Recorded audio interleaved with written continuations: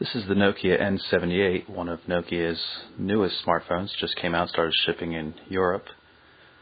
The N78 is an S60 smartphone. It runs the latest version of S60. It's 3rd edition Feature Pack 2. Feature Pack 2 offers a lot of nice little upgrades. There's things like transitions between screens and stuff, and we'll show you that later. Physical design of the N78 is pretty straightforward. It's a fairly simple looking, clean looking design.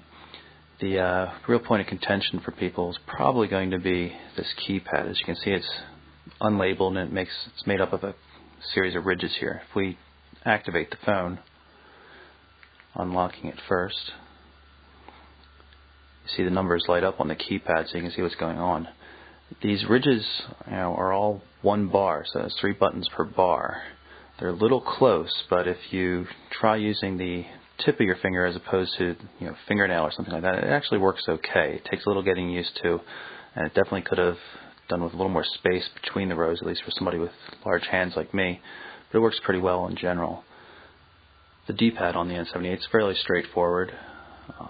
Works like you would expect a traditional D-pad to work, but it also has a built-in Navi control. It's a touch-sensitive control that allows you to scroll by moving your finger or thumb around the outside of the D-pad. Doesn't work in all parts of the phone though, so we'll show you that a little bit later on when we're inside the main menu. If you watch here in the Navi pad though, one thing I wanted to point out, you can see it glow intermittently. Nokia calls that breathing. It tells you that the phone's on because there's no other blinking lights or anything anywhere else.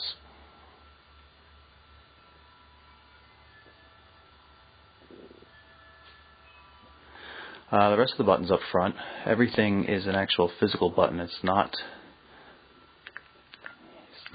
touch sensitive like you might fear. Everything has a nice click to it. The buttons are a little bit odd in positioning though. The red and green buttons are not too bad, but the C key being way down here on the lower right is a little bit of an issue when you're editing text and stuff, messages, emails, that kind of thing. The rest of the device, we've got a micro SD card slot right over here. One of the 2 stereo speakers down the bottom. That's the charging port also right next to the speaker. Up top is the micro USB connector. It's not used for charging, it's used for data transfer. Up top is a full 3.5mm headset jack, which is nice, so you can use regular stereo headphones, no adapters required. And then of course you've got the power key next to it. On the right edge we have the 2nd stereo speaker right above the volume controls.